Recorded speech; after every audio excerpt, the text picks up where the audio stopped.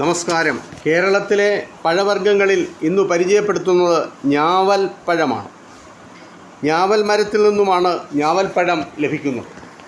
Pressure, sugar, പിത്തം, പിത്തകോപം, ക്ഷയം, രക്തദോഷം, കഫം തുടങ്ങി ഒട്ടനവധി അസുഖങ്ങൾക്ക് ഒന്നാന്തരം ഔഷധമാണത്രേ ഞാവൽപ്പഴം. പഴത്തിന് പുറമെ ഞാവലിൻ്റെ കുരു, ഞാവൽ മരത്തിൻ്റെ തോൽ, ഞാവൽപ്പൂവ് എന്നിവയ്ക്കും ഒട്ടേറെ ഔഷധ ഗുണങ്ങളുണ്ട്.